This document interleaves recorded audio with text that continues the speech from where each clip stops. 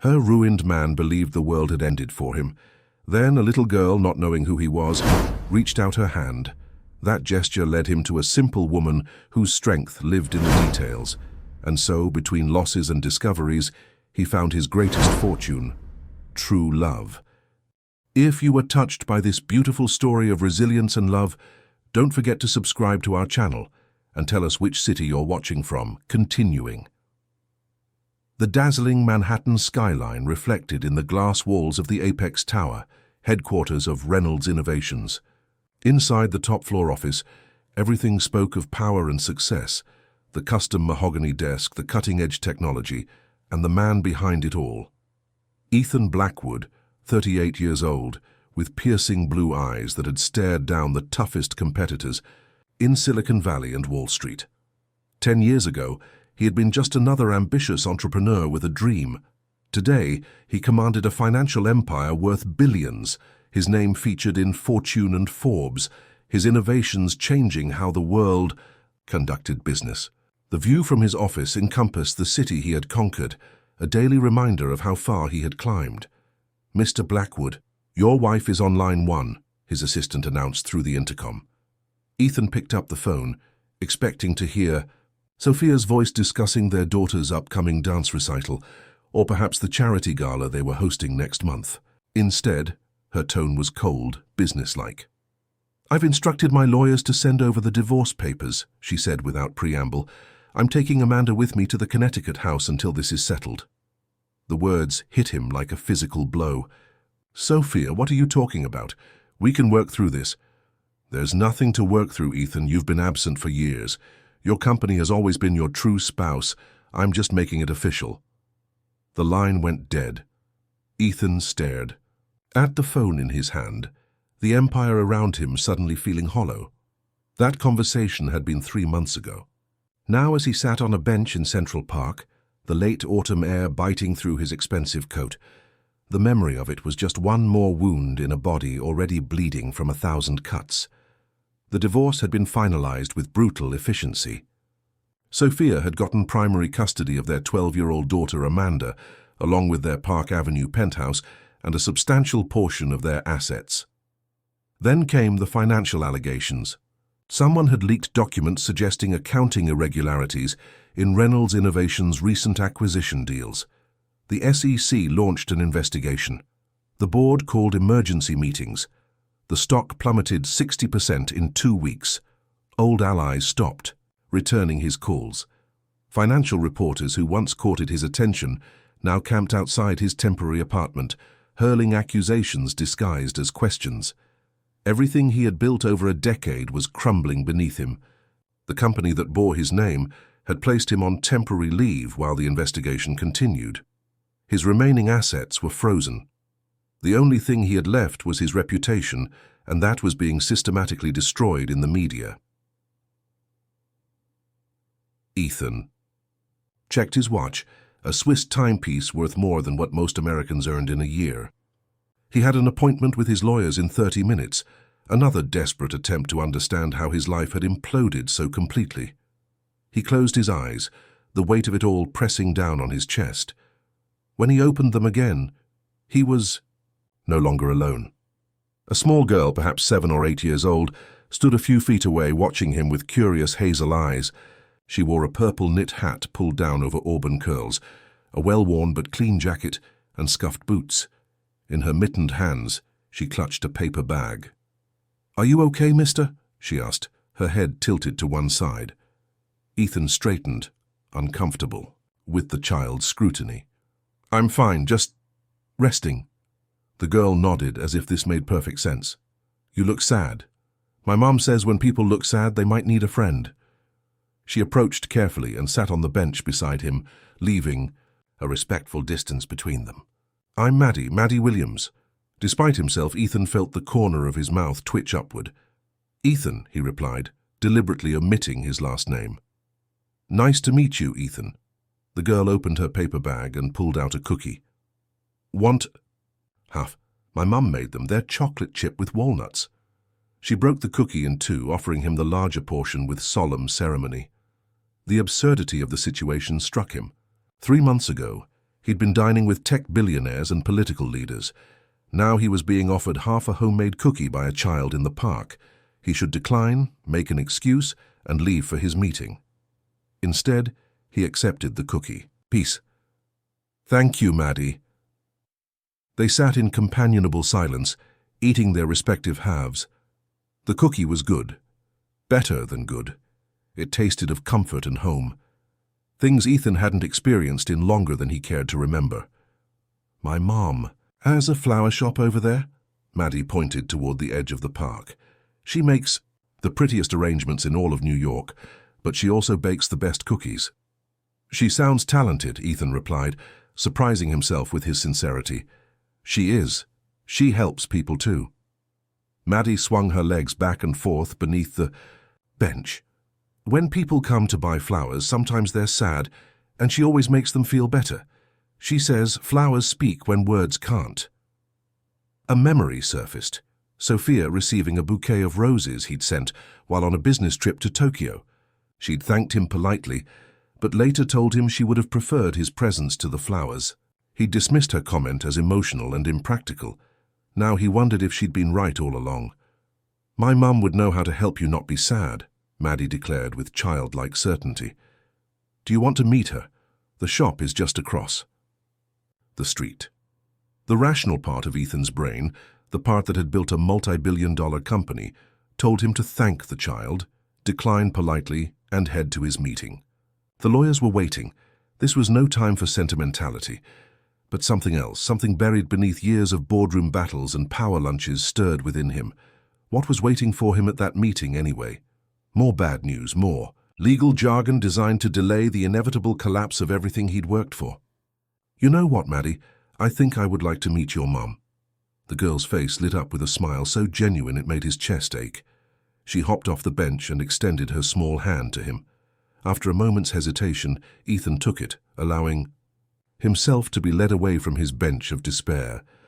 Across the street stood a modest storefront with a green awning that read, Bloom and Grow Flower Shop.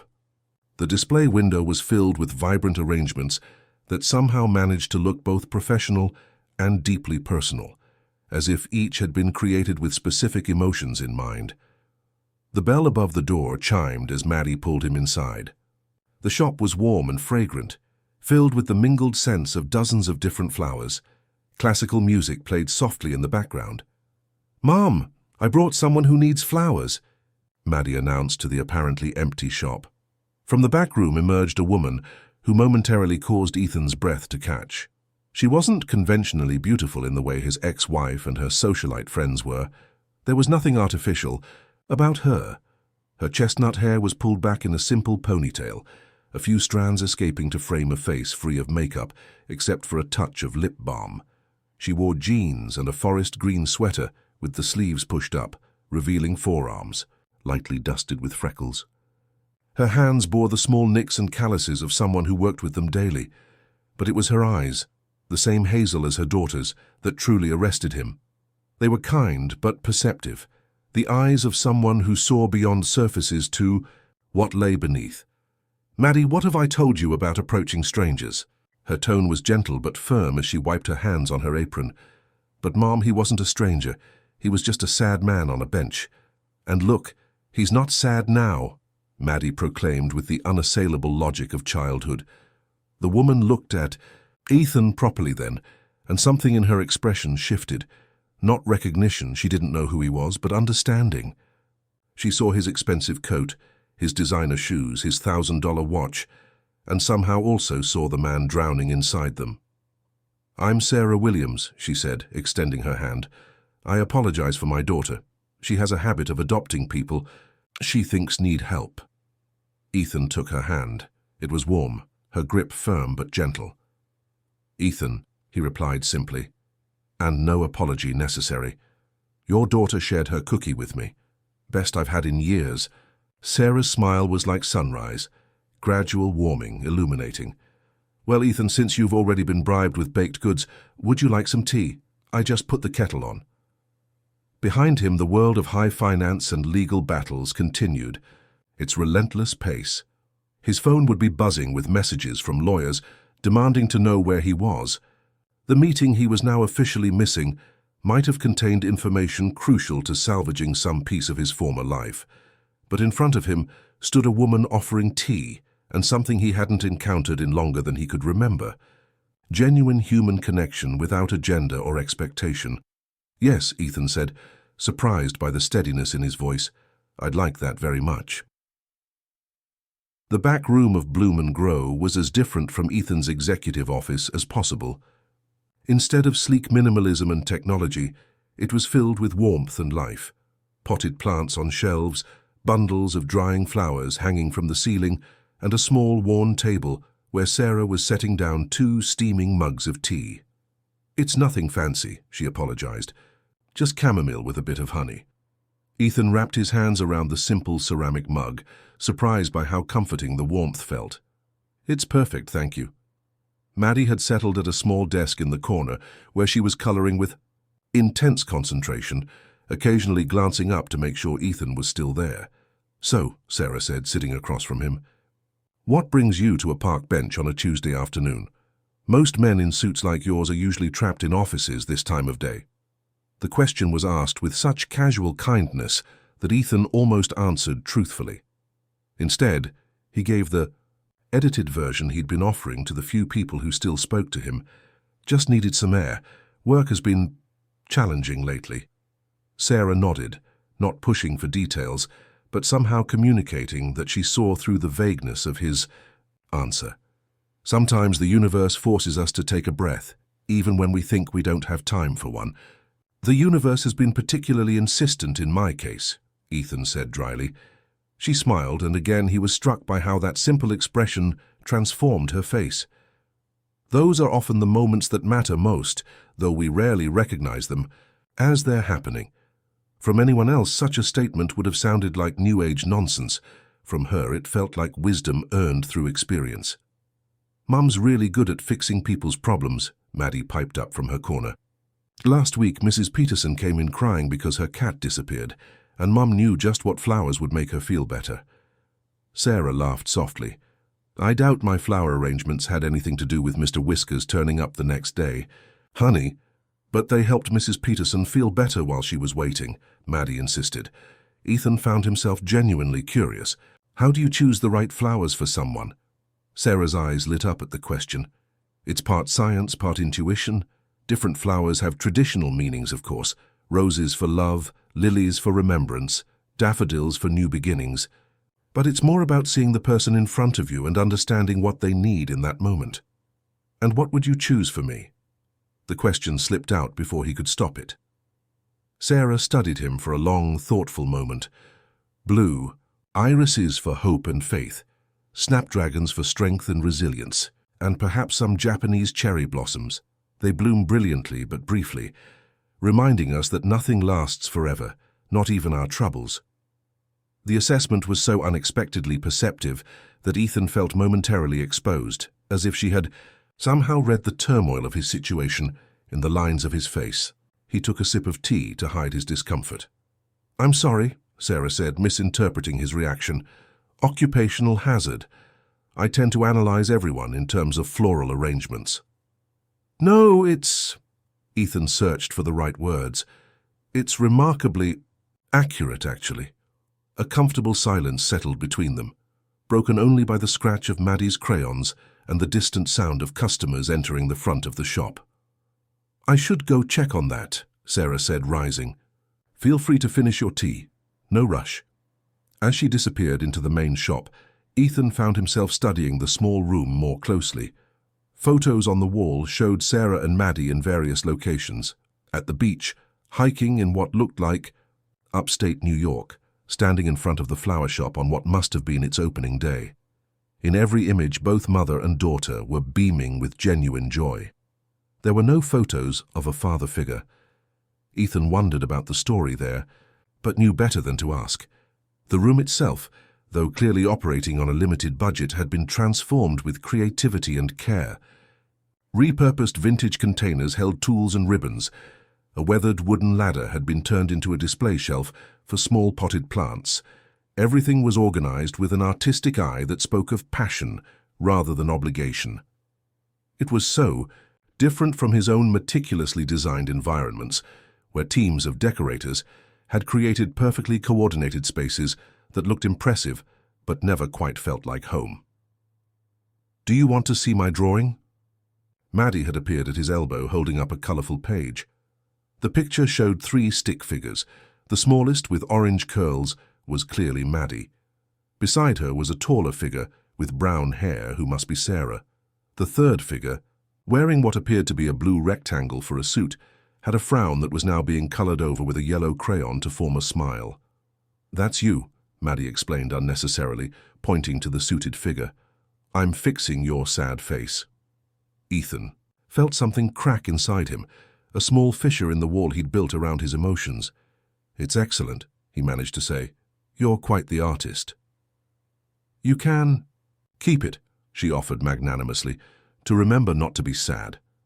He accepted the drawing with the solemnity the gift deserved. "Thank you, Maddie. I'll treasure it." The bell at the front of the shop chimed again, followed by Sarah's voice greeting, "A customer." Maddie returned to her desk, and Ethan checked his phone for the first time since entering the flower shop. 17 missed calls, 23 text messages. The legal meeting he'd missed had clearly caused quite a stir. His lawyer, Patrick, had left a voicemail that began with barely contained anger, but ended with what sounded almost like concern. "Ethan, call me back immediately. This isn't like you. I'm worried." The reality of his situation came crashing. Back. What was he doing sitting in a back room of a flower shop, drinking tea and accepting crayon drawings from a child? He had an empire, albeit a crumbling one, to salvage. He needed to focus, to fight back, to reclaim what was his. And yet, the peaceful feeling that had settled over him in this small, warm room seemed more valuable than anything he'd felt in months. Sarah returned, bringing with her the scent of fresh flowers and a renewed energy. "Sorry about that. Regular customer picking up an anniversary arrangement." She noticed his phone in his hand. "Do you need to get going? I imagine someone in a suit like yours has more important places to be than our little shop." There was no judgment in her tone, just a practical acknowledgement of what seemed obvious. Actually, Ethan found himself saying, "I'd like to order some flowers." Sarah raised an eyebrow. "Really? For what occasion?" For a moment, Ethan was tempted to invent a recipient, a secretary, a business associate, anyone who would justify this purchase without revealing too much about himself. Instead, he decided on honesty, or at least a version of it. "For myself. My apartment could use some life. The temporary rental where he was staying while the divorce settled was sterile and impersonal, a perfect reflection of how empty his existence had become." Sarah nodded, and again he had the unnerving sense that she understood far more than he was saying. "I think I know just what you need. Why don't you come to the front and I'll put something together?" In the main shop, Ethan watched as Sarah moved among the buckets of flowers with practiced grace. Her hands seemed to know exactly which stems to select, how to trim them, how to arrange them so that each bloom complemented the others. It was like watching a dancer or a skilled surgeon, every movement purposeful and precise. As promised, she included blue irises and snapdragons, along with white ranunculus and sprigs of eucalyptus. The arrangement she created was masculine without being austere, hopeful without being sentimental. "It's beautiful," Ethan said, as she wrapped the bouquet in brown paper tied with twine. "How much do I owe you?" Sarah named a price that seemed impossibly low for the quality of what she'd created. When he handed her his platinum credit card, he saw a flicker of recognition in her eyes. She'd noticed the name, but she didn't comment on it. "Thank you for the tea," Ethan said as she returned his card, "and for the flowers." "Thank you for indulging my daughter's rescue mission," Sarah replied with a smile. "She'll be telling this story for weeks, how she saved a sad man in the park with cookies and kindness." Ethan glanced at Maddie, who was now arranging a collection of small stones on the counter. "She did save me in a way. Today was difficult. Your daughter and your shop provided a much-needed respite." The honesty of the statement surprised them both. Sarah tucked a strand of hair behind her ear, a gesture that seemed both nervous and charming. Well, the bench where she found you isn't going anywhere, and we're here Tuesday through Saturday, 9 to 6. She handed him the flowers. In case you need another respite sometime. Ethan nodded, suddenly reluctant to leave this peaceful haven and return to the chaos of his disintegrating life. I might take you up on that. Bye, Ethan, Maddie called, waving enthusiastically. Remember to look at my picture when you get sad again. Outside, the late afternoon sun cast long shadows across the street. The park where he'd sat in despair just an hour ago now seemed like a different place entirely. He looked down at the bouquet in his hands, and the child's drawing carefully folded in his pocket. As he hailed a cab to take him back to his temporary apartment, Ethan realized that for the first time in 3 months, he was looking forward to tomorrow. His phone rang, Patrick again, undoubtedly furious about the missed meeting. Ethan let it go to voicemail. Whatever crisis awaited him would still be there in the morning. Tonight, he would put these flowers in water, place a child's drawing on his refrigerator, and allow himself to believe, if only for a few hours, that there might be more to life than what he had lost. 3 days passed before Ethan returned to bloom and grow. 3 days of legal meetings, hostile phone calls, and increasingly alarming news reports about the financial investigation into Reynolds Innovations. His corporate email had been officially suspended. Former colleagues crossed the street to avoid him. The few who still spoke to him did so with careful distance, as if his troubles might be contagious. Only his lawyer, Patrick Sullivan, remained steadfastly in his corner, though even he seemed increasingly frustrated by Ethan's inability to explain the accounting discrepancies that had triggered the investigation. I don't understand it, Ethan had told him during their last meeting. Those numbers don't match anything I signed off on. It's like someone created an entirely different set of books. Patrick had sighed heavily. Well, someone did. And until we figure out who and why, you're the one taking the fall. The flowers Sarah had arranged for him had lasted beautifully. Their vibrant colors a stark contrast to the monochromatic sleekness of his rental apartment. Each morning, he found himself pausing to look at them, and at Maddie's crayon drawing now attached to his refrigerator with a magnet shaped like the Empire State Building, the only decorative element in the otherwise sterile kitchen. It was, after a particularly brutal meeting with the board of directors, that Ethan found himself walking toward the park again, his feet seemingly making the decision before his mind had caught up. He told himself he was just seeking another moment of peace, that it had nothing to do with the warm atmosphere of the flower shop or its intriguing owner. The bell above the door chimed as he entered. Sarah was helping an elderly customer select a plant, but she looked up at the sound. When she saw Ethan, her expression brightened with what appeared to be genuine pleasure. "I'll be right with you," she mouthed silently. Ethan nodded and browsed the shop, admiring the seasonal arrangements and the creative displays. The place felt even more welcoming than he remembered. "The man from the park," Maddie's voice came from behind him. She was wearing a school uniform, plaid skirt, navy sweater, white shirt, and carrying a backpack almost as big as she was. "You came back, and you're not wearing your sad face anymore." Ethan couldn't help but smile. "Hello, Maddie. How was school?" "Boring, except for art class. We're making paper-mache animals. Mine's going to be a giraffe." She set her backpack down and studied him with that direct gaze children so often employ. "Did our flowers help?" "They did, actually. They're still looking beautiful." "Mom's flowers always last longer than other people's. She talks to them." This was stated as simple fact. "Are you here to buy more?" Before Ethan could answer, Sarah joined them, having finished with her customer. "Maddie, homework first, interrogations later," she said with gentle firmness. "Go set up at your desk, please." With a dramatic sigh that only an 8-year-old could produce, Maddie complied, dragging her backpack toward the back room. "Sorry about that," Sarah said, turning to Ethan. "She's been wondering if you'd come back. Something about making sure her rescue mission was successful." Ethan found himself uncharacteristically flustered. "The flowers were so nice, I thought I was passing by," and he stopped, realizing he sounded nothing like the confident CEO who routinely addressed boards and investors. Wanted to thank you again. Sarah's smile held a hint of amusement. You're welcome. Again. She tilted her head slightly. You seem less burdened today. Do I? Ethan considered this.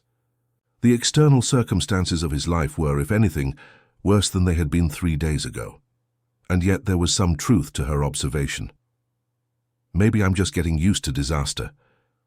Or maybe you're starting to see beyond it, Sarah suggested. A customer entered the shop and she glanced toward the door.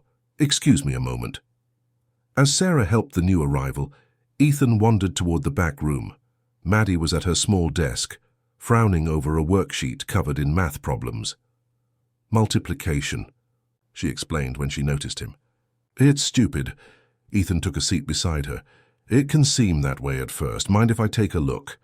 She pushed the paper toward him, clearly relieved to have a distraction. The problems were basic third-grade multiplication tables. Nothing complex, but a significant hurdle for many children. You know, Ethan said, I use multiplication every day. Maddie looked skeptical. Really? For what? Well, in my former job, he corrected himself, I had to calculate things, like how much money a company might make if they sold a certain number of products at a certain price. That sounds boring too, Maddie declared. Ethan laughed, surprising himself. It could be, but it was also like a puzzle sometimes. He pointed to one of the problems, 7x8. What's giving you trouble with this one? I can't remember all the answers. Ms. Jenkins says we should just know them, but there are so many. There are patterns that can help, Ethan suggested. For example, 7x8 is the same as 7x4, doubled. Maddie frowned. 7x4 is 28.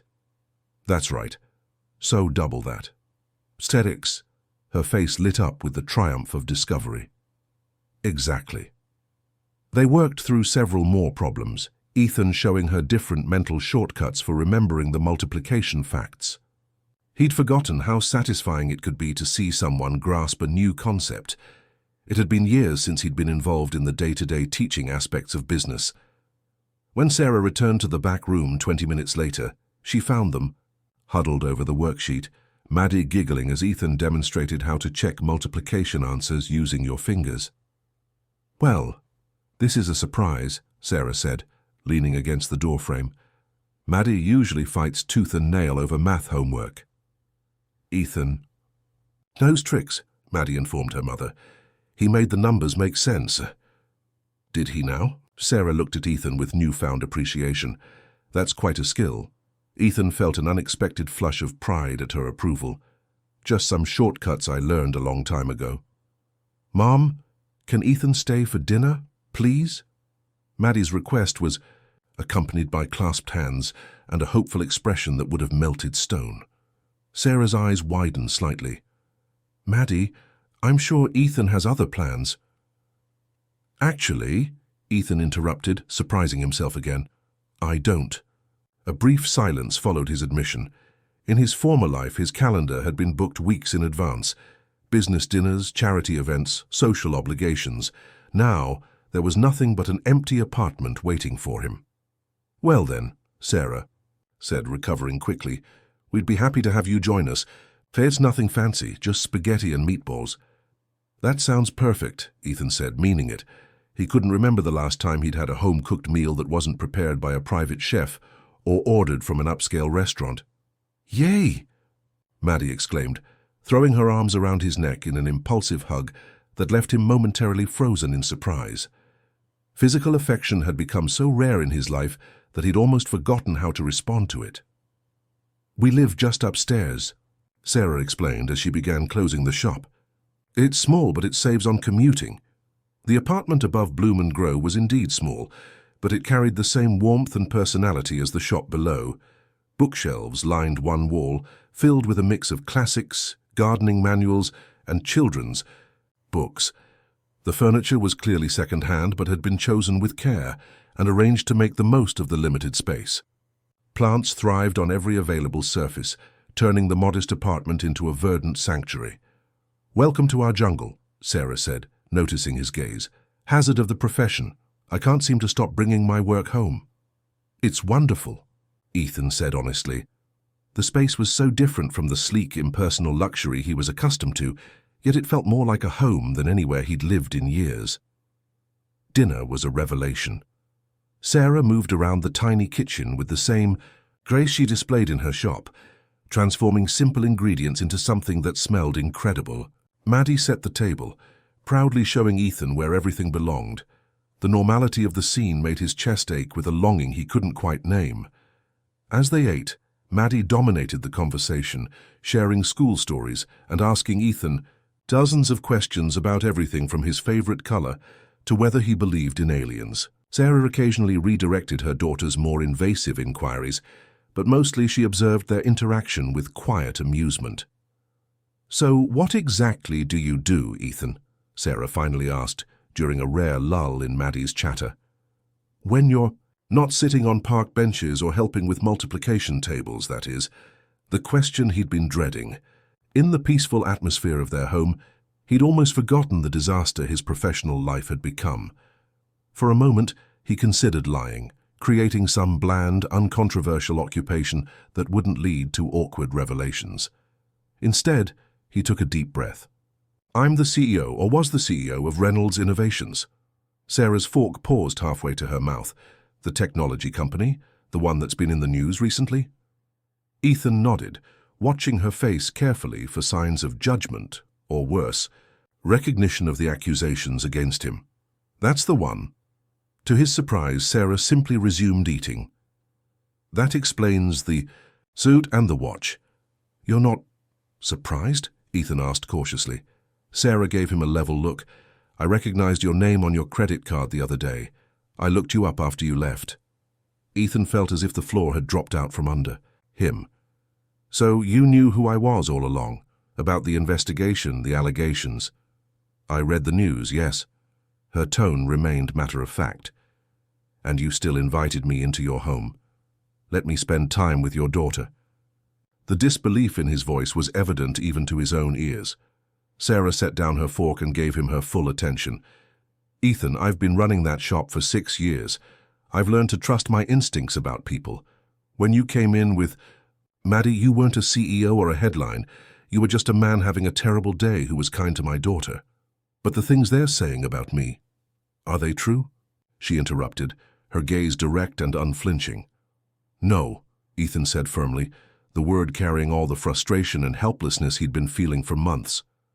"I never authorized those transactions. I never falsified those reports. Someone set me up, but I can't prove it yet." Sarah studied him for a long moment, then nodded. "Okay. Okay?" Ethan echoed incredulously. "Just like that, you believe me?"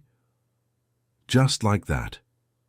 The simple acceptance in those 3 words hit Ethan with unexpected force. Not even his own lawyers had offered such unequivocal belief in his innocence. Here was this woman he barely knew, extending him the trust that had been stripped away from every other aspect of his life. "Why?" he asked, his voice barely above a whisper. Sarah's expression softened. "Because I've seen how you talk to my daughter, how you help her with homework and listen to her stories. Those aren't the actions of someone who would deliberately hurt others for personal gain." Ethan found himself unable to speak past the sudden tightness in his throat. Maddie, who had been following the adult conversation with the solemn attention of a child who knows something important is happening, reached across the table and patted his hand. "It's okay, Ethan," she said with the absolute certainty of childhood. "Mom always knows who the good people are. That's her superpower." In that moment, sitting at a small table in a modest apartment above a flower shop, Ethan Blackwood, former titan of industry, current subject of a federal investigation, felt something he hadn't experienced in months: hope. Over the next 2 weeks, Ethan found himself drawn to bloom and grow with increasing frequency. What began as occasional visits evolved into a regular pattern. He would arrive in the late afternoon, sometimes helping Sarah with the shop's closing duties, then joining her and Maddie for dinner upstairs. On weekends, he would spend hours there, assisting with inventory, fixing small things around the shop that needed repair, or simply enjoying the peaceful atmosphere while working on his laptop. Sarah never pressed him for details about his legal troubles, but she listened attentively on the rare occasions when he chose to share. Her calm, practical perspective often helped him see situations from angles he hadn't considered. "The thing I don't understand," Ethan said one evening as they sat in the small living room after Maddie had gone to bed, "is why someone would go to such lengths to destroy what we built. Reynolds Innovations wasn't just profitable, it was changing how businesses operate. We were making a difference." Sarah considered this, tucking her feet beneath her on the sofa. "In my experience, this level of sabotage usually comes from someone who feels personally wronged. Have you thought about who might have reason to hold a grudge?" Ethan sighed, running a hand through his hair. "That's just it. I've reviewed every major decision, every firing, every deal that went south. Nothing stands out as the kind of injustice that would motivate this level of revenge." "Maybe it's not about business at all," Sarah suggested. "Sometimes the personal and professional overlap in ways we don't immediately see." Her words stayed with him, nagging at the edges of his consciousness as he continued working with his legal team to unravel the conspiracy against him. The investigation was moving painfully slowly. While the SEC had yet to file formal charges, the cloud of suspicion hanging over Ethan was enough to freeze him out of the business world he had once dominated. His assets remained largely inaccessible, and the board of Reynolds Innovations had extended his temporary leave indefinitely. His only bright spot was the time spent with Sarah and Maddie. There was something healing about the simplicity of their lives, the routines of the flower shop, Maddie's school projects, the small triumphs and challenges of everyday existence. In their company, he felt like a person again, not just a scandal with a name attached. On the third Saturday since their first meeting, Ethan arrived at the shop to find Sarah frantically rearranging flowers while glancing anxiously at her watch. "Everything okay?" he asked, setting down the coffees he'd brought, a habit he'd developed after learning that Sarah preferred her coffee strong with just a splash of cream. "Not really," she admitted, accepting the cup gratefully. "Mrs. Abernathy's 50th anniversary party is today, and I'm supposed to deliver and set up 6 large arrangements at her home in an hour. But Maddie's babysitter just cancelled, and I can't take her with me because Mrs. Abernathy is allergic to cats, and Maddie was at her friend's house playing with kittens all morning, so she's basically covered in dander." "I could watch Maddie," Ethan offered without hesitation. Sarah paused, surprise evident on her face. "Really? You wouldn't mind?" "Not at all. We get along great, and I don't have any other plans." What he didn't say was how much he was looking forward to spending time with the little girl who had somehow worked her way into his heart. "You're sure? She can be a handful." Ethan smiled. "I've negotiated with Chinese tech moguls and Wall Street sharks. I think I can handle one 8-year-old. Sarah laughed, some of the tension leaving her shoulders. "Fair enough. Thank you, Ethan. This means a lot." When Sarah explained the situation to Maddie, the girl's initial disappointment at missing, the delivery quickly transformed into excitement about spending the afternoon with Ethan.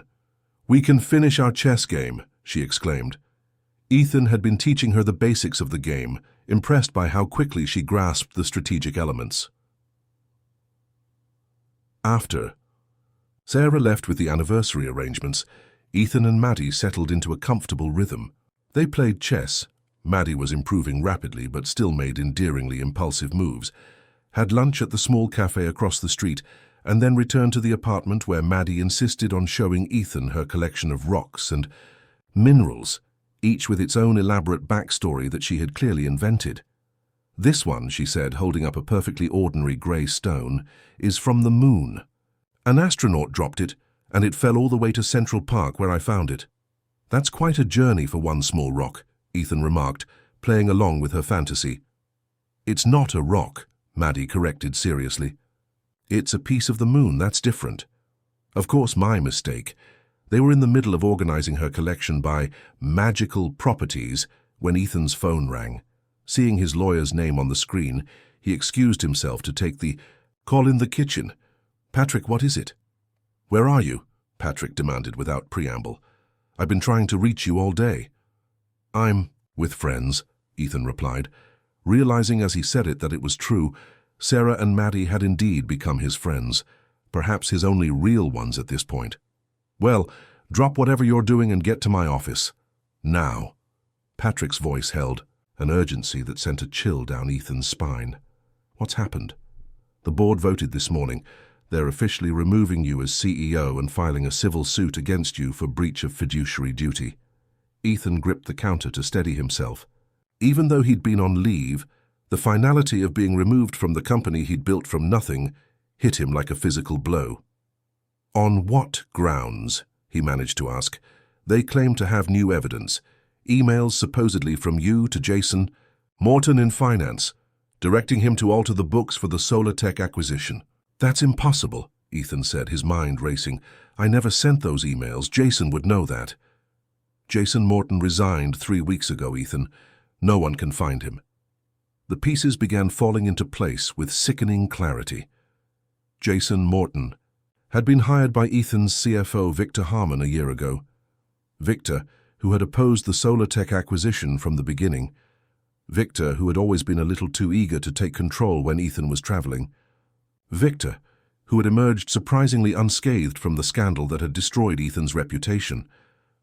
"It's Victor," Ethan said, the certainty growing with each passing second. "He's behind this." Victor Harmon. The board just named him interim CEO, Ethan. Exactly. Ethan's mind was now working at full speed, the fog of confusion and helplessness burning away in the face of this new clarity. "Patrick, I need you to do something for me. Pull all the communication between Victor and Jason for the past year, and check Victor's stock options. I bet he's been positioning himself to benefit significantly from a drop in the company's value." "I'll see what I can do, but Ethan, you need to prepare yourself. This is getting ugly fast." After ending the call, Ethan stood, motionless in the kitchen, trying to process the implications. He had just lost his company, officially, legally, completely. The thing he had poured a decade of his life into building was now in the hands of the man who had systematically betrayed and framed him. "Ethan?" Maddie's small voice pulled him from his thoughts. She stood in the doorway, a concerned expression on her young face. "Are you sad again?" He tried to smile for her benefit. "Just a little bit of grown-up trouble, kiddo, nothing for you to worry about." Maddie approached and took his hand with solemn care. "When I'm sad, Mom says it helps to do something nice. For someone else, it makes the sad smaller." The simple wisdom in her words touched something deep within him. "Your mom is a very smart woman." "I know," Maddie agreed matter-of-factly. "Do you want to help me make cookies for when she gets home? That would be something nice." Ethan allowed himself to be led to the kitchen counter, where Maddie began, gathering ingredients with the confidence of a child who had done this many times before. The familiar domestic activity provided a welcome distraction from the turmoil of his professional life. As they measured flour and sugar, Ethan found himself thinking about Sarah's words from days earlier. Sometimes the personal and professional overlap in ways we don't immediately see. Victor had always been professionally ambitious, but Ethan had never considered that his CFO might harbor personal resentment deep enough to orchestrate such an elaborate downfall. What had he missed? What interaction or decision had sown the seeds of such betrayal? "You're supposed to stir it slower," Maddie admonished, breaking into his thoughts. "Mom says if you stir too fast, the cookies get angry." Ethan laughed despite himself. "We definitely don't want angry cookies." By the time Sarah returned, looking tired but satisfied after her successful delivery, the apartment was filled with the aroma of freshly baked chocolate chip cookies and the sound of Maddie's delighted giggles as she and Ethan decorated them with colorful sprinkles. "Well, this is a surprise," Sarah said, setting down her purse and taking in the scene, her normally pristine kitchen covered in flour, her daughter and the former CEO of a multi-billion-dollar corporation hunched over a tray of misshapen cookies, both wearing expressions of intense concentration. "We made sad cookies into happy cookies," Maddie announced proudly. Sarah raised an eyebrow at Ethan, who gave a small shake of his head, signaling they would talk later. After dinner and Maddie's bedtime routine, during which she insisted Ethan read her not one but 3 stories, Sarah finally had a chance to ask about what had transpired. "The board removed me as CEO today," Ethan explained, keeping his voice low to avoid waking Maddie, "and they're filing a civil suit." Sarah's expression softened with genuine concern. "I'm so sorry, Ethan. The strange thing is, I'm not as devastated as I thought I'd be." He surprised himself with the admission. "Don't get me wrong, I'm angry, and I intend to fight this with everything I have, but losing the company doesn't feel like losing everything anymore." "What changed?"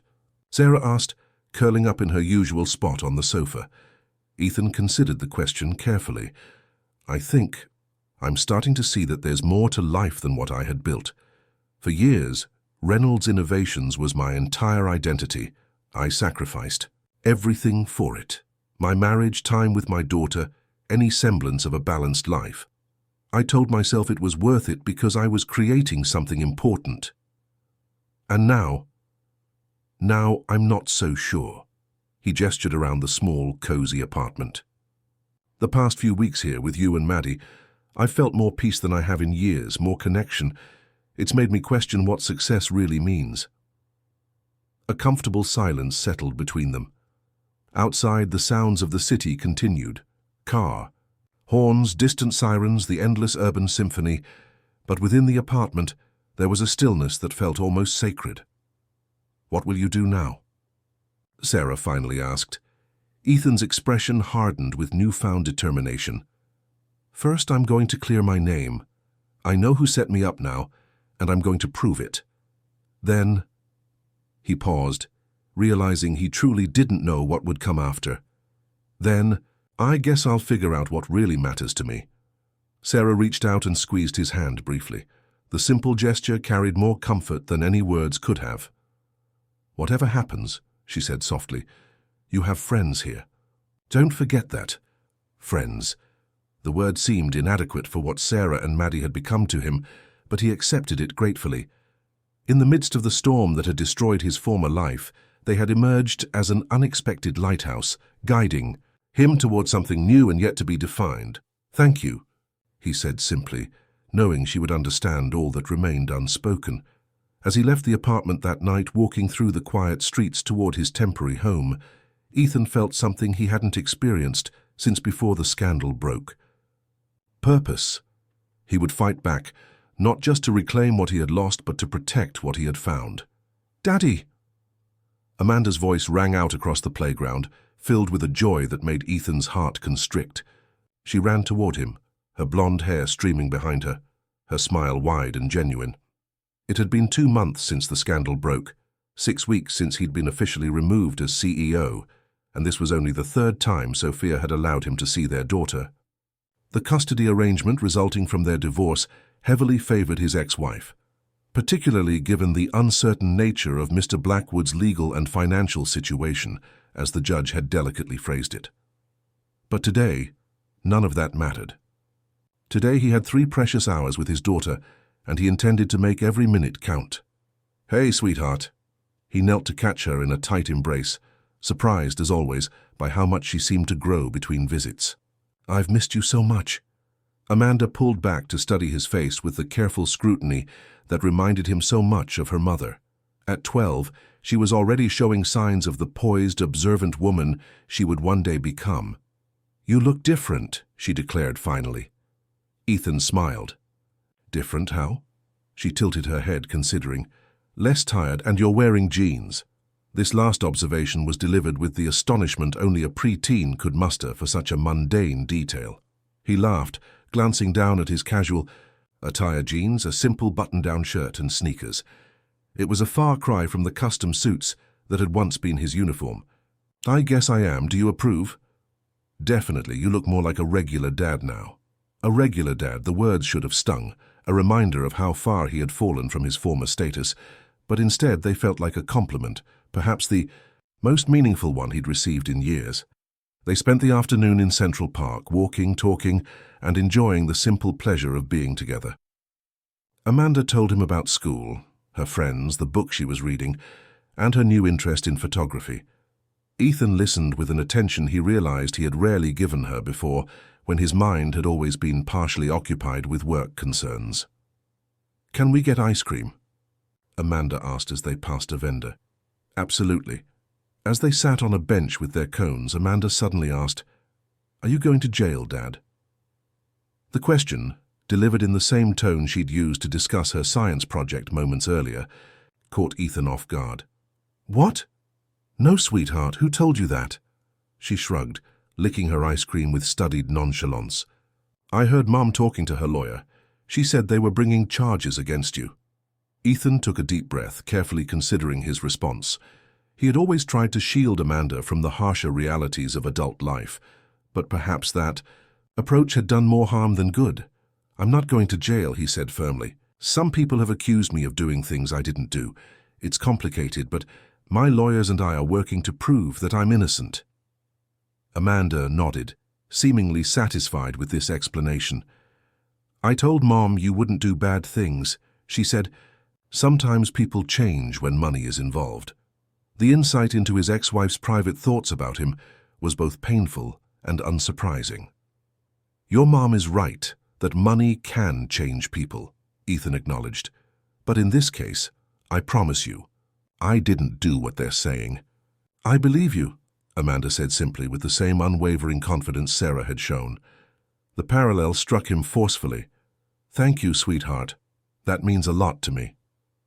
They finished their ice cream in companionable silence before Amanda asked, Can we go to your office? I want to show Lily the view from the top floor. She doesn't believe me that you can see all the way to New Jersey. The innocent request caused a pang in Ethan's chest. I don't work there anymore, Amanda, remember? They asked me to leave while they investigate. Oh, her face fell with disappointment. Where do you work now? Another complex question. Technically, Ethan was unemployed, surviving on the limited funds he'd managed to keep accessible and focusing all his energy on clearing his name. But in recent weeks he had been spending more and more time helping Sarah with the business aspects of Bloom and Grow, applying his financial expertise to improve her inventory management and accounting systems. I've been helping a friend with her flower shop, he said, realizing as he spoke that it was the most honest answer he could give. Amanda's eyes widened with interest. A flower shop? That's so different from your old job. It really is, Ethan agreed with a smile. Would you like to see it? 20 minutes later, they walked into Bloom and Grow, the familiar bell announcing their arrival. Sarah looked up from an arrangement she was working on, her face brightening when she saw Ethan. You must be Amanda, she said warmly, setting aside her shears. Your dad has told me so much about you. Amanda, suddenly shy, moved closer to Ethan's side. Hi, she managed. Amanda was hoping to see my office, Ethan explained, but since that's not possible, I thought I'd show her where I've been spending my time lately. Understanding dawned in Sarah's eyes. Well, it's not a corner office on high, the 50th floor, but we do have the best-smelling workplace in Brooklyn. This drew a small smile from Amanda. It does smell nice. Would you like to see how we make arrangements? Sarah offered. I'm working on something special for a wedding tomorrow. Amanda's shyness began to melt away as Sarah showed her the different flowers, explaining their meanings and how to select them for various occasions. Ethan watched with a swelling heart as his daughter, normally so reserved with strangers, gradually opened up to Sarah's gentle guidance. They were deep in conversation about the proper way to trim rose stems when Maddie burst through the door from the back room. Ethan, she exclaimed, rushing toward him for her customary hug before stopping short at the sight of Amanda. Who are you? Maddie, Sarah admonished gently. Remember what we discussed about polite introductions. Maddie sighed dramatically. Sorry, hello, I'm Madison Williams. It's nice to meet you. She extended her hand with exaggerated formality that made both adults suppress smiles. I'm Amanda Blackwood, Ethan's daughter replied, accepting the handshake with equal solemnity. Are you Ethan's friend too? I'm his best friend, Maddie declared with absolute certainty. I found him when he was sad, and now he's happy again because of me and Mom. Amanda glanced at her father with raised eyebrows, clearly reassessing this new version of him that had best friends young enough to be in elementary school. Maddie helped me through a difficult time, Ethan explained, feeling strangely vulnerable, under his daughter's scrutiny. "Do you want to see my rock collection?" Maddie asked Amanda, apparently deciding that any friend of Ethan's was a friend of hers. "I have one from the moon." Amanda, despite being 4 years older, an eternity in childhood terms, seemed intrigued by Maddie's forthright nature. "Okay. But there aren't really rocks from the moon in Central Park." "This one is special," Maddie insisted, taking Amanda's hand and leading her toward the back room. "It fell all the way from space." As the girls disappeared, Sarah moved to stand beside Ethan. "She seems wonderful," she said softly. "She has your eyes." "And her mother's skepticism," Ethan replied with a rueful smile. "I haven't seen her in weeks. This custody arrangement is—" He trailed off, the frustration rising again. Sarah squeezed his arm gently. "You're fighting for what matters. That's what she'll remember." The afternoon took on a magical quality as the four of them settled into an unexpected harmony. Maddie showed Amanda her treasures, and despite the age difference, the older girl responded with kindness rather than condescension. When Sarah suggested they all help make arrangements for the next day's orders, both girls enthusiastically agreed. Ethan watched as his daughter, who had grown up with every material advantage but little of his time and attention, blossomed under Sarah's calm guidance and Maddie's exuberant friendship. There was a lightness to Amanda he hadn't seen in years, perhaps had never truly seen. When the time came for him to return Amanda to Sophia, both girls protested. "Can't we stay longer, Dad? Maddie was going to teach me how to make flower crowns." Next. "Time, sweetheart," Ethan promised, his heart lifting at the implied future visits. "We need to get you back to Mom's as agreed."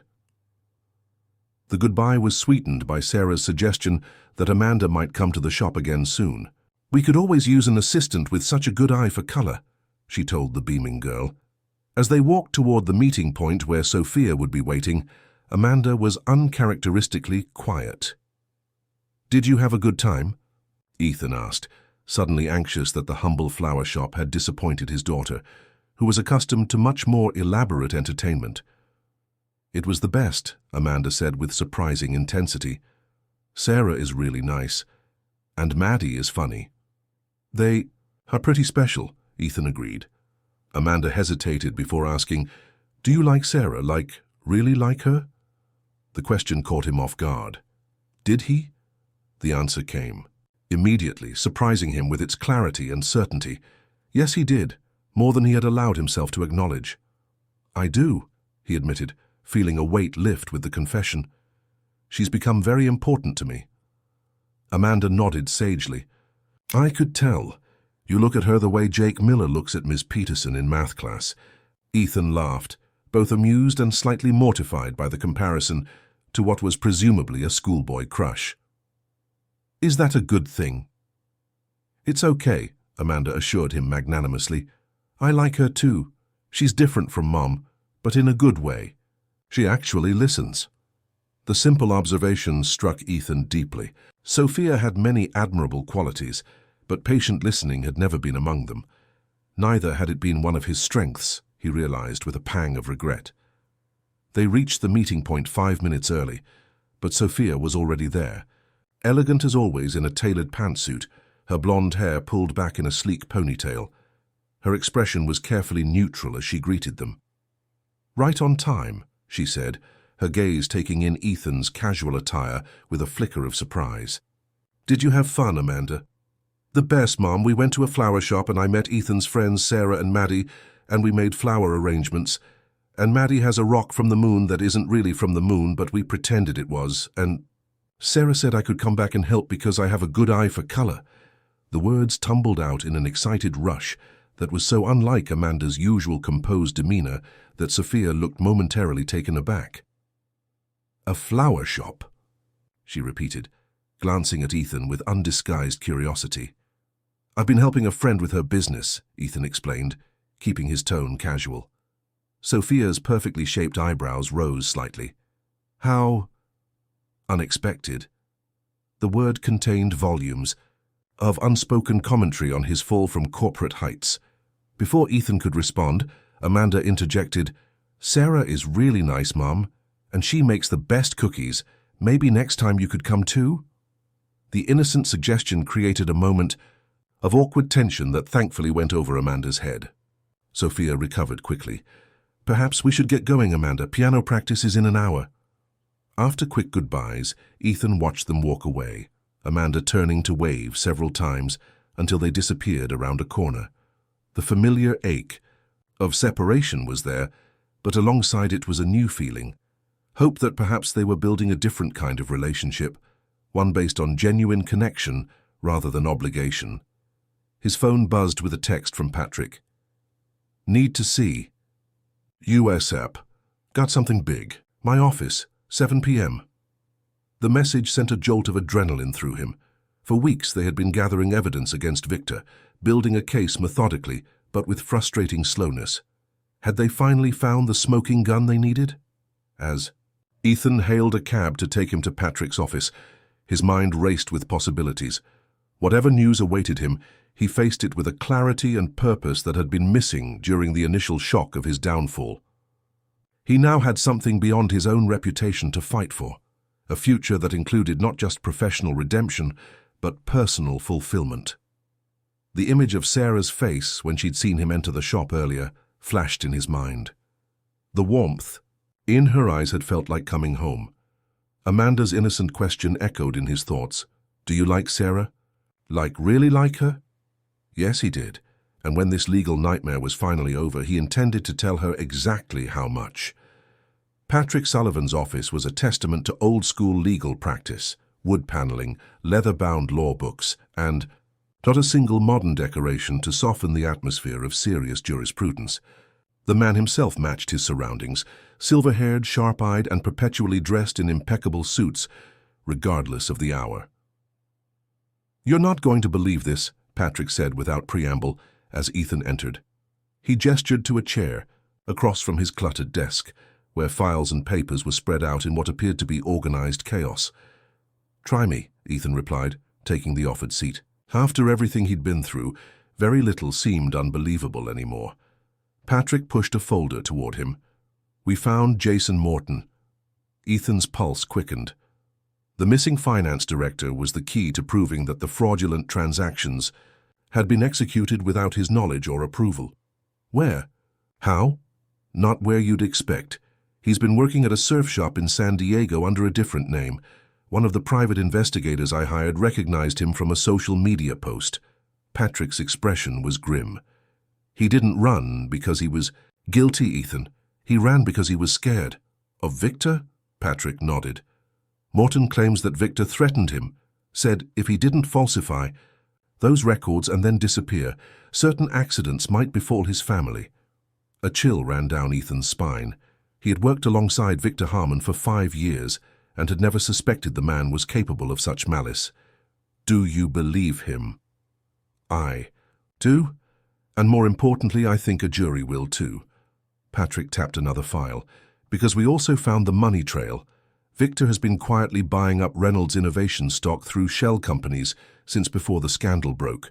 He knew the price would tank, and he was positioning himself to take control at rock-bottom prices." "That son of a bitch," Ethan muttered, the pieces finally coming together. He orchestrated all of this, the fake emails, the accounting discrepancies. "Even my divorce." Patrick raised an eyebrow.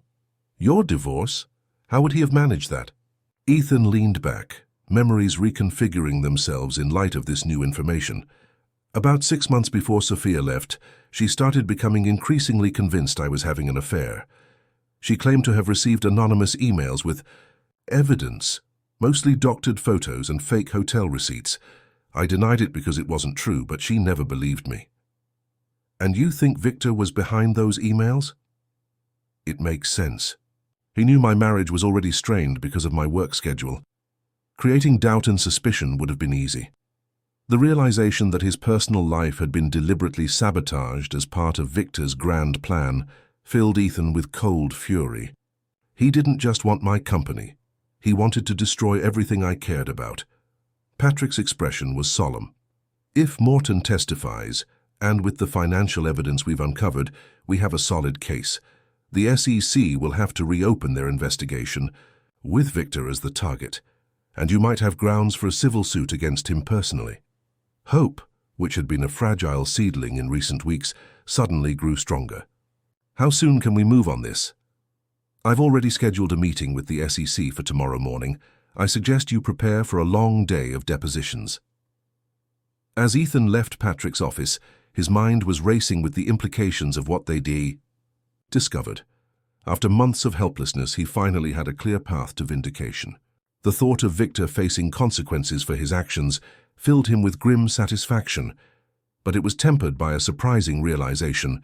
Revenge wasn't his primary motivation anymore. What he wanted most was simply to clear his name and move forward with the new life he was building. His first instinct was to call Sarah and share the news.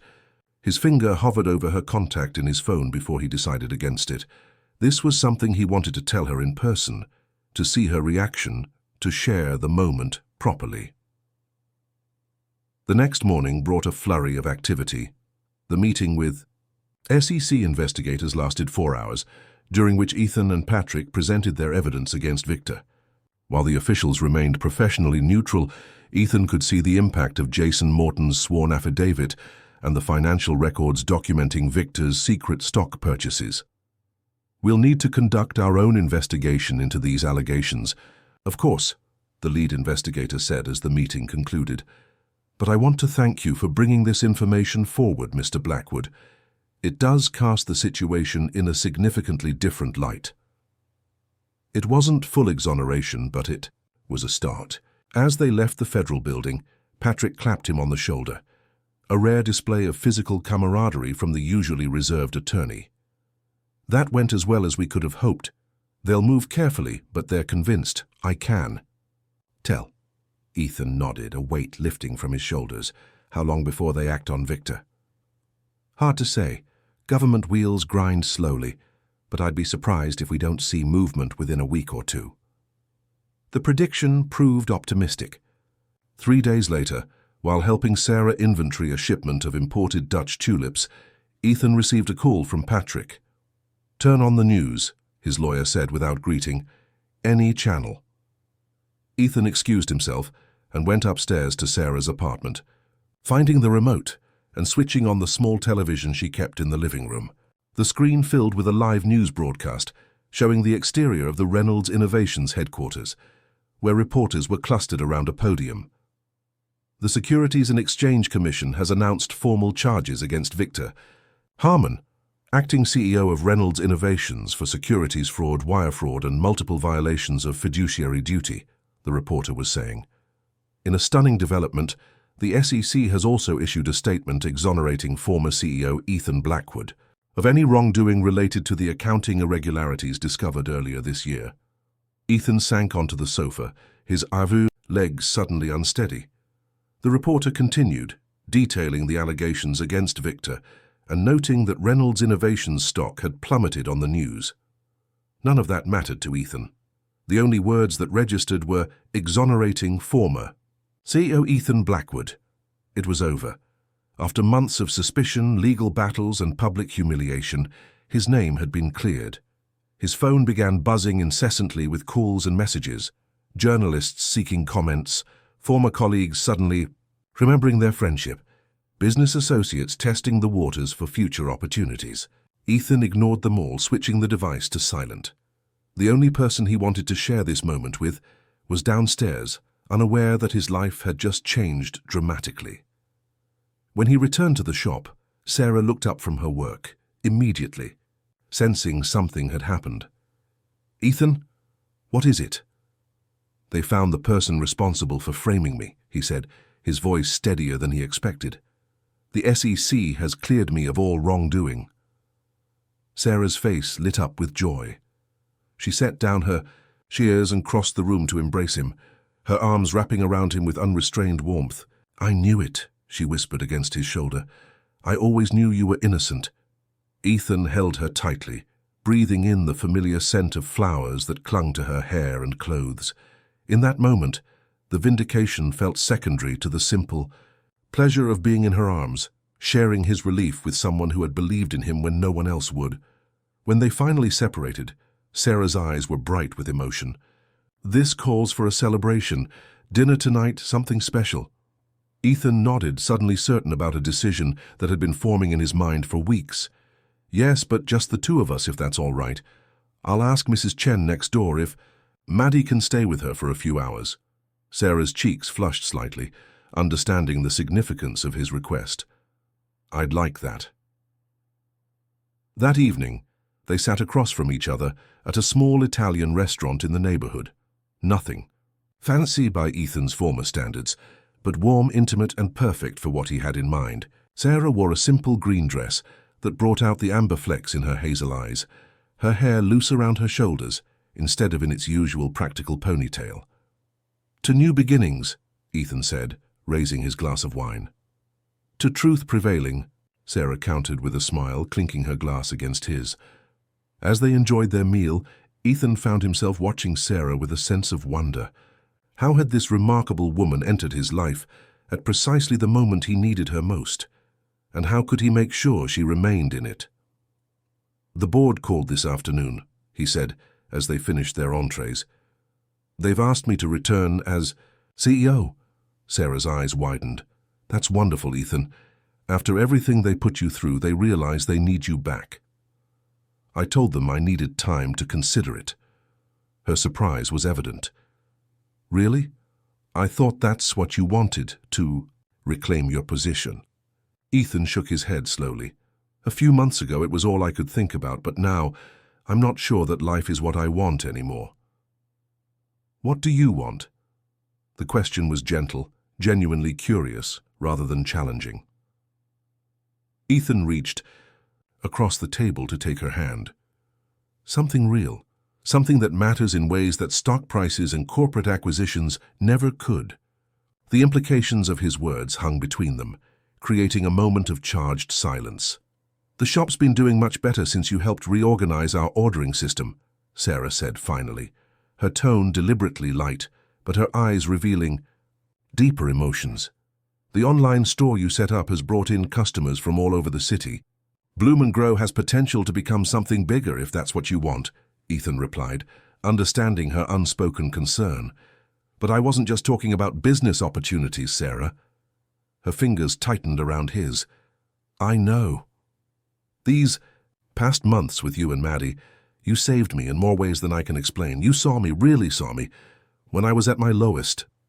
Not as a CEO or a headline, but as a person worth knowing." "Because you are," Sarah said simply. "The title and the wealth were never what made you special, Ethan." He had faced board meetings and billion-dollar negotiations with less nervousness than he felt in this moment. "I'm falling in love with you, Sarah Williams. I think I have been since the day Maddie dragged me into your shop." The words, once spoken, seemed to hang in the air between them. Sarah's expression softened, her eyes brightening with unshed tears. "You have the most inconvenient timing," she said finally, her voice thick with emotion. Ethan's heart faltered. "What do you mean?" "I've been trying so hard not to fall for you," she admitted. "You're Ethan Blackwood. Even without the CEO title, you belong to a different world. I kept telling myself it was temporary, that once your name was cleared, you'd go back to your real life, and Maddie and I would be a story you'd tell sometimes, about the little flower shop that gave you shelter during a storm." "Sarah," he began, but she shook her head, needing to finish. "But the truth is, I stopped being able to imagine our lives without you weeks ago. Maddie adores you, and I—" She took a deep breath. "I've been falling in love with you too, even though I was afraid to admit it." Relief and joy flooded through him. "Then my timing isn't so bad after all. What about your company? Your old life? You built something remarkable, Ethan. Are you really willing to walk away from that?" It was a fair question, one he had been wrestling with himself. "I don't have to walk away completely. There are ways to stay involved without sacrificing. Everything else. I could join the board rather than return as CEO, or consult on specific projects." "And what would you do instead?" Sarah asked, genuinely curious. Ethan smiled. "I have a few ideas. There's this flower shop I know that could use some investment to expand its online presence, and I've been thinking about creating a foundation focused on supporting small businesses, the kind that transform communities but struggle to get traditional funding. Sarah's expression was a mixture of surprise and cautious hope. "That sounds like something you'd be wonderful at." "Whatever I do next, I know I want you and Maddie to be part of it." He squeezed her hand gently. "If that's what you want too." Sarah's answer was to lean across the table and kiss him, a gesture so unexpected and yet so perfectly right that Ethan felt something final click into place inside him, the last piece of a puzzle he hadn't realized he was solving. When they broke apart, both slightly breathless and aware of the smiling glances from nearby diners, Sarah's eyes were shining with certainty. "That's exactly what I want," she said softly, "for us to figure out the next chapter together." As they walked home hand in hand through the Brooklyn streets, the future stretching before them filled with possibilities, Ethan reflected on the strange journey that had brought him here. 6 months ago, he had sat on a park bench, a broken man contemplating the ruins of a life built on achievement and status. Now he walked beside a woman who had shown him the value of simplicity, authenticity and love, freely given without calculation or agenda. The ultimate irony, he realized, was that in losing everything he had once valued, he had found something infinitely more precious. But there was still one piece missing from this new life they were building, one final healing that needed to occur before he could truly embrace this second chance with his whole heart. As they reached the door of the flower shop, Ethan made a silent promise to himself. It was time to rebuild his relationship with Amanda, to be the father she deserved, rather than the one his ambition had allowed him to be. With Sarah's hand, warm in his and this new resolve taking root, Ethan felt a sense of peace and purpose, stronger than any he had known in his years at the helm of Reynolds Innovations. The path ahead might not be marked by corporate achievements and financial milestones, but it promised something far more valuable, a life of genuine connection, meaningful work, and love that asked for nothing but the truth of who he really was. 6 months later, Central Park was transformed by spring, the trees laden with fresh green leaves and flower beds exploding with color. Ethan sat on the same bench where Maddie had found him nearly a year ago, but everything else had changed. Beside him sat Sophia, elegant as always, but with a new softness to her expression that had developed over their recent conversations. The divorce and scandal had created a chasm between them that had seemed unbridgeable, but for Amanda's sake they had begun the careful work of establishing a new kind of relationship, not as husband and wife, but as co-parents committed to their daughter's happiness. "Amanda can't stop talking about the flower shop," Sophia said, her tone somewhere between amusement and lingering disbelief. "And about Sarah and Maddie." Ethan smiled, watching Amanda and Maddie in the distance, the two girls engaged in an elaborate game of their own invention that involved collecting specific types of leaves and arranging them in patterns. Despite their age difference, they had formed a friendship that delighted and sometimes mystified the adults in their lives. "They've been good for her," he said. "For me too." Sophia studied him thoughtfully. "You're different now. More present."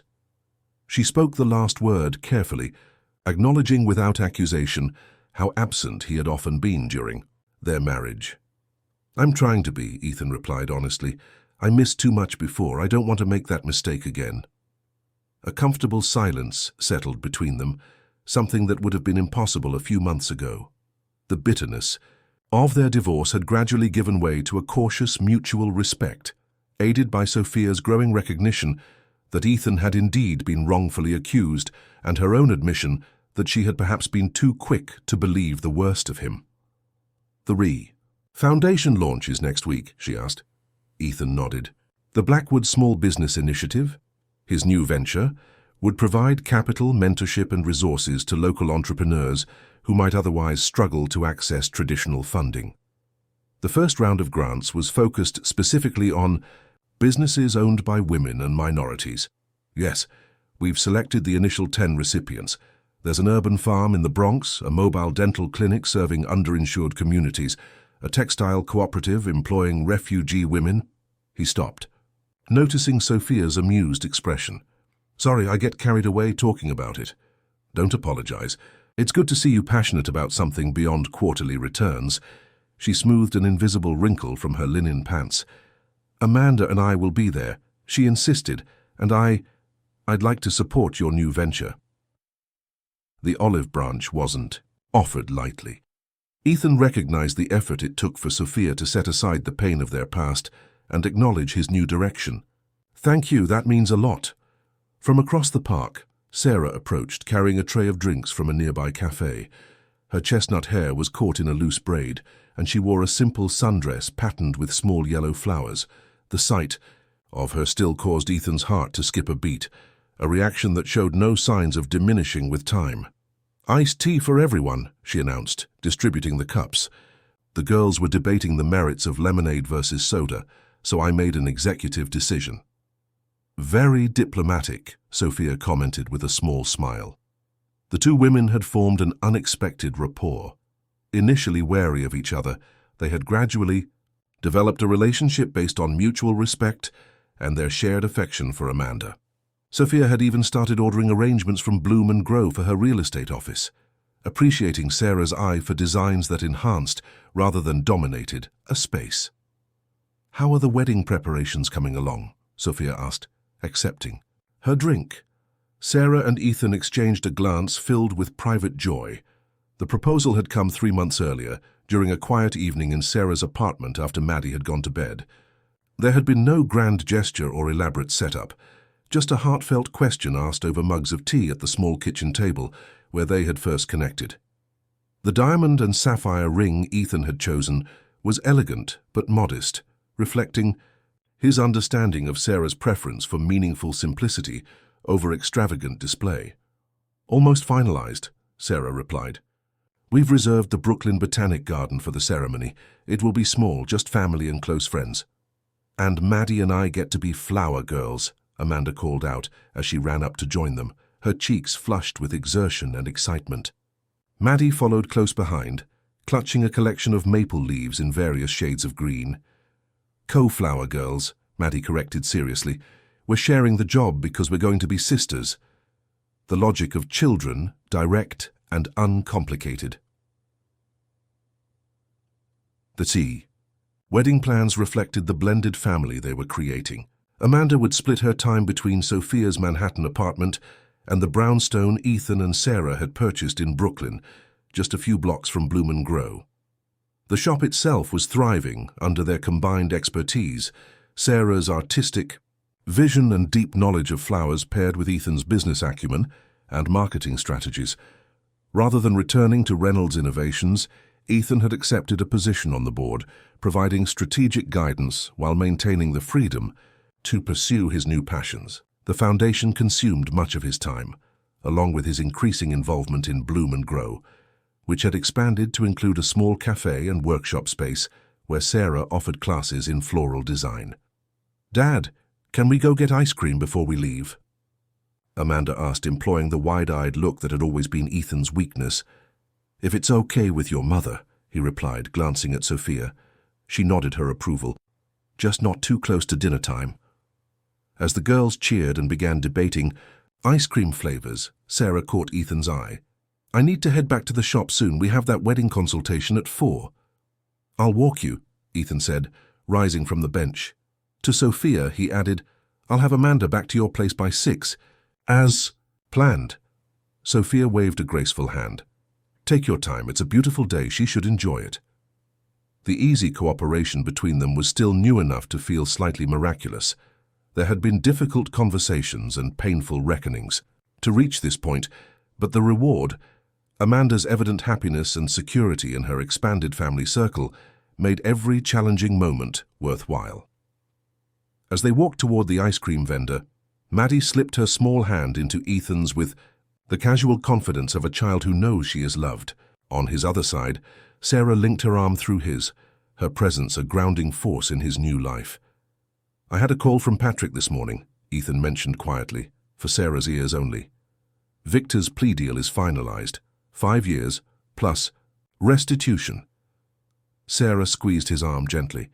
How do you feel about that? It was a complex question. Victor's betrayal had cost him his company, nearly destroyed his reputation, and contributed to the end of his marriage. There had been moments in the darkest days of the scandal when Ethan had fantasized about revenge, about seeing Victor humiliated and ruined as he had been. Relieved, he answered truthfully. Not because of the punishment, but because it's truly over now. We can all move forward. Sarah's smile held understanding and pride. That's a beautiful perspective. I had a good teacher, Ethan replied, pressing a kiss to her temple. Ahead of them, Amanda and Maddie were engaged in an animated discussion about which ice cream flavors could be combined most successfully. Their different personalities, Amanda analytical and methodical, Maddie intuitive and adventurous, complementing rather than clashing. They're going to be quite the team, Sarah observed. God help us all, Ethan chuckled. The girls reached the ice cream cart and turned back, waving impatiently for the adults to catch up. As Ethan quickened his pace to join them, a sense of profound gratitude washed over him. The path that had brought him here had been painful and unexpected, but the destination was more fulfilling than anything he could have imagined in his former life.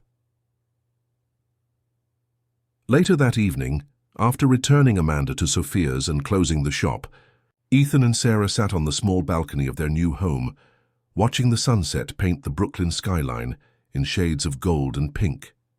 Maddie was inside, already in pajamas, reading one more chapter of her book before bedtime. I was thinking about expanding the workshop program, Sarah said, her head resting comfortably on Ethan's shoulder. There's been a lot of interest in the corporate team-building sessions. Makes sense, Ethan replied. Creative activities that produce something beautiful are perfect for building communication skills. Plus, who doesn't love flowers? Sarah smiled against his shoulder. Says the man who once claimed to be allergic to anything that wasn't technology or finance. I've evolved, Ethan defended with mock seriousness. Now I recognize that flowers are simply nature's most effective relationship engineers. Is that what I am? A relationship engineer? She lifted her head to look at him, amusement dancing in her hazel eyes. Ethan cupped her face gently. You are the woman who saw me when I was invisible to myself. The person who believed in me when I had stopped believing. The heart that showed mine how to beat properly again. Sarah's expression softened. That might be the most beautiful thing anyone has ever said to me. I'm just getting started, Ethan promised. I have a lifetime of beautiful things to say to you. Inside, Maddie called out that she was ready for her goodnight kiss. Sarah rose, offering her hand to Ethan. Duty calls. Coming, Dad? The title was new, introduced gradually as their relationship deepened and their families intertwined. The first time Maddie had called him Dad, testing the word carefully as if checking its fit, Ethan had felt a joy so intense it bordered on pain. Right. Behind you, Mom, he replied, taking her hand and following her inside. Their home was modestly sized by his former standards, but perfect for their needs. Warm, inviting spaces, filled with a harmonious blend of his clean, modern aesthetic and Sarah's more eclectic, nature-inspired style.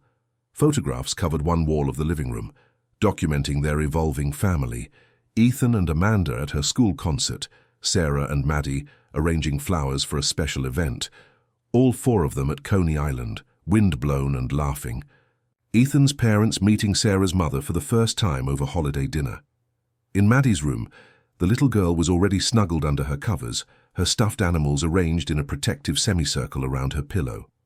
The moon rock held a place of honor on her bedside table, now accompanied by a small magnifying glass Ethan had given her to better examine her growing collection. Story time tomorrow is your turn, Maddie informed Ethan solemnly as he bent to kiss her forehead. And remember, all the voices. I wouldn't dare forget the voices, Ethan assured her, adjusting her blanket. Sweet dreams, sunshine. Night. Dad.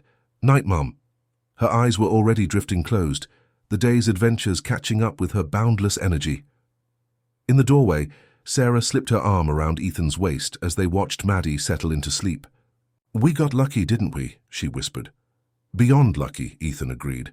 Sometimes I still can't believe this is my life." They moved quietly to the living room, where the remnants of their simple dinner, Sarah's homemade lasagna and a salad, from vegetables grown in their small garden, still sat on the coffee table. Ethan began gathering the plates while Sarah poured them each a small glass of wine. 3 weeks until the wedding," she said, a hint of nervousness coloring her voice. "Are you sure the botanical garden isn't too much? We could still do something." "Simpler." Ethan set the dishes in the sink and returned to take her hands in his. "It's perfect because it matters to you. And seeing you surrounded by flowers is exactly right for the woman who used them to help heal a broken man." Sarah's smile was luminous. "You weren't broken, Ethan, just temporarily misplaced. And you found me." "Actually, Maddie found you." Sarah corrected with a laugh. "I just provided the cookies and tea, and the wisdom and the patience and the love." Ethan drew her close, marveling at how perfectly she fit in his arms. "I'm the luckiest man alive, Sarah Williams." "Soon to be Sarah Blackwood," she murmured against his chest. "The very best merger I've ever negotiated," Ethan replied, earning himself a playful swat. As they stood together in the gentle quiet of their home, Ethan reflected on the journey that had brought them here. From that desperate day on the park bench to this moment of profound contentment, the path had been neither straight nor easy. There had been legal battles, painful reconciliations, difficult adjustments as they learned to blend their lives and parent together. Yet through it all, the foundation they had built, on honesty, mutual respect, and a love that saw beyond surface appearances to the truth beneath, had remained solid. The empire Ethan had lost, with its glass towers and billion-dollar valuations, seemed insubstantial now compared to what he had gained, a family formed not by obligation or expectation, but by choice and commitment. Outside their window, Brooklyn continued its evening rhythm, distant sirens, neighborhood conversations, music drifting from open windows. Inside, in the small, warm circle of their home, Ethan Blackwood held the future he never knew he wanted, until a small girl with a generous heart had shared her cookie with a sad stranger on a bench. "What are you thinking about?" Sarah asked, noticing his contemplative expression. Ethan smiled, tightening his arms around her. "I'm thinking that sometimes losing everything is the only way to find what truly matters." And in that moment, with Sarah in his arms and their blended family sleeping peacefully under one roof, Ethan knew with absolute certainty that he had finally found his way home. Fim de Historia. Dear listeners, we hope Ethan and Sarah's journey from despair to new beginnings has touched your heart. Their story reminds us that sometimes our greatest challenges can lead to unexpected blessings, and that genuine connections can heal even the deepest wounds. For more emotional stories that explore the complexity of life, relationships, and second chances, we've created a special playlist of equally captivating narratives. You'll find it by clicking the link to your left. If you enjoyed this story of redemption and renewed purpose, please don't forget to subscribe to our channel. And like this video, every day we bring unique stories that remind us of the resilience of the human spirit and the power of authentic connections. What was your favorite moment in Ethan and Sarah's journey? Was it when little Maddie first approached him on the bench? Or perhaps when Sarah revealed she knew his identity all along but believed in him anyway? Share your thoughts in the comments below. We'd love to hear which parts resonated with you most. Until our next story, remember that sometimes the most beautiful blooms grow from the most unexpected places.